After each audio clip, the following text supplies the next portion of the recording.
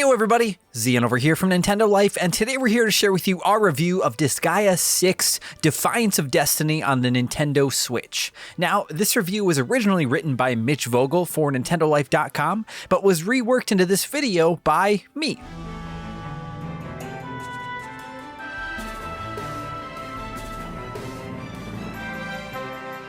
Disgaea 6 Defiance of Destiny feels like an oddly topical title for Nippon Ichi Software.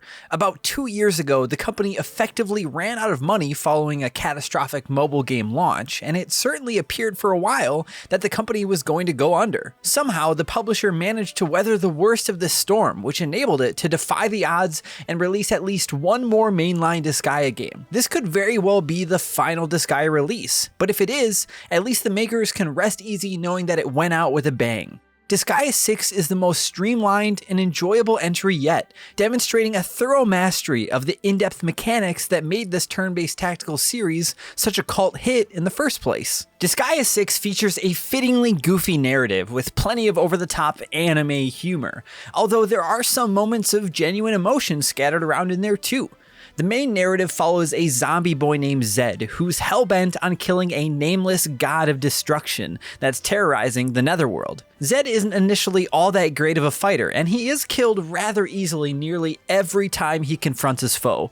Fortunately though, Zed has the power to super reincarnate every time he dies, and he gets just a little more powerful every time he comes back to life. It's far from the most interesting story ever told in an RPG, but Disgaea 6 smartly opts to revel in the ridiculous and over-the-top kind of humor the series has become known for. Things like Prinnies, the series' stupid exploding penguins that end most sentences in dude, or a princess who aggressively wants to marry Zed, helps to keep the plot from ever approaching anything remotely serious. This silliness permeates nearly every facet of Disgaea 6. How many games have you played where a piece of equipment's main selling point is that it protects you from potato chip grease? How many times have you fought an enemy named Flosses regularly? Or that flower we saw, which I'm pretty sure is a reference to the flower we saw that day or Anohana the anime. Shout out in the comments if you know exactly what I'm talking about.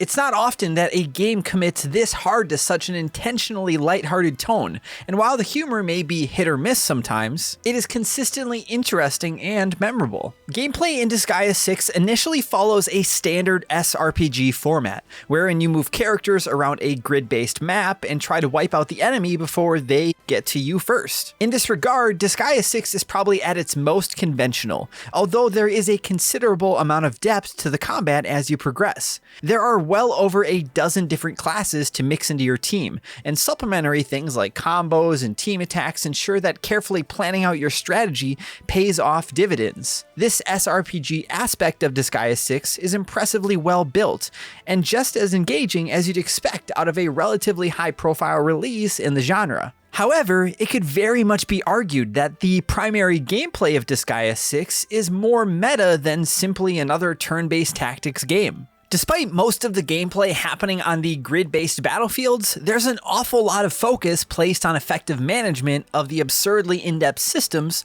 that surround combat. For example, there's a Senate chamber in the main hub where monsters and demons from various fictional political parties vote on the underlying rules of the game. If you want to earn more experience or would like to unlock a new class type, you have to get a bill passed with a majority vote.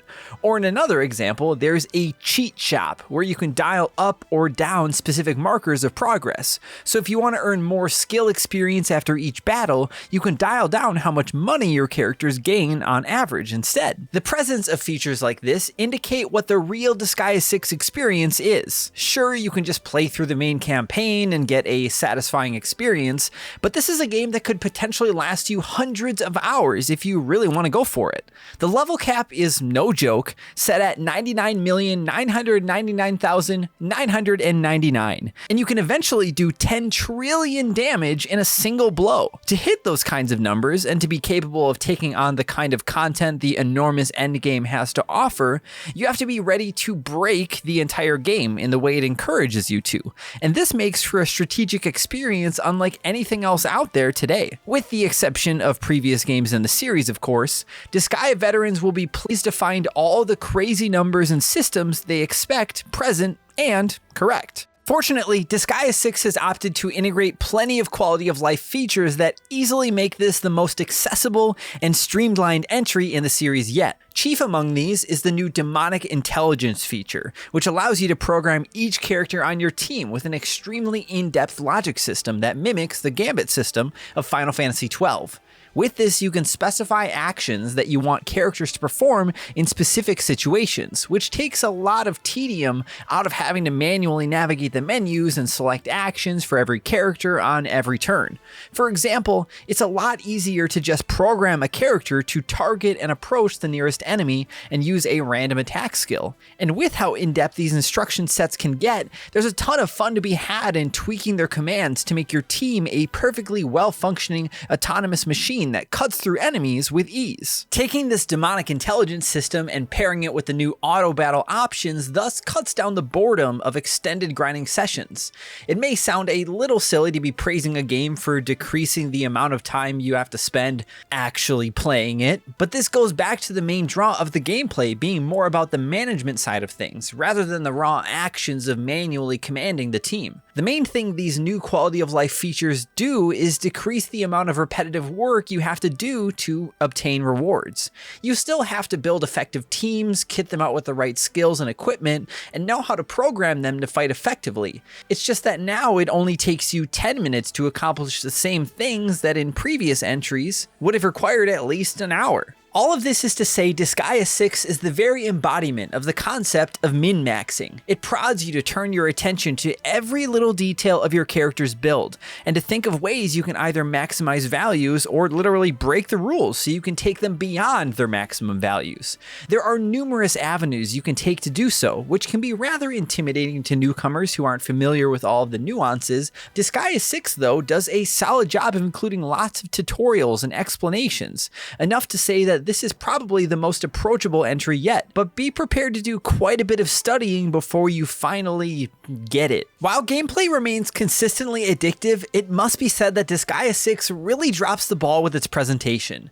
The all-new 3D models properly bear the series' signature art style and they're animated extremely well, but performance is quite poor at the same time. There are 3 different display options, which allow you to pick between graphics, frame rate, or a middle ground, but none of them feel fully satisfying. Either everything is 60 FPS and distractingly blurry, or the resolution is sharp and the frame rate tanks. It's not immediately clear why this is the case, as Disgaea 6 doesn't appear to be a very graphically intensive game, but these series performance issues definitely drag down an otherwise excellent experience. If you weren't allured by the distinctive style and crazy in-depth gameplay of previous entries in the franchise, Defiance of Destiny certainly isn't the game to change your mind. Like its predecessors, Disgaea 6 is still a goofy and staggeringly intricate SRPG that will take hundreds of hours to see through to completion. However, this is easily the most streamlined and enjoyable entry in the series yet, as the developers have doubled down on everything that makes these games great and made some improvements too. It can be intimidating to get into as a newcomer, and the performance is frequently disappointing, but we would still absolutely recommend that you add Disgaea 6 to your library. We here at Nintendo Life give Disgaea 6 Defiance of Destiny on the Nintendo Switch an 8 out of 10. If you'd like to check out our full written review, you can find that along with more news and information on Disgaea 6 and the rest of the series over at nintendolife.com. Thank you all so much for watching, and a big thank you to Mitch for letting me add a voice to his wonderful review. And as always, if you enjoyed this video and you want to see more content like this, then why don't you go ahead and super resurrect that subscribe button by clicking on it and making it stronger. And in turn, making you stronger, because now you'll see all of our videos when they go up, right? Right?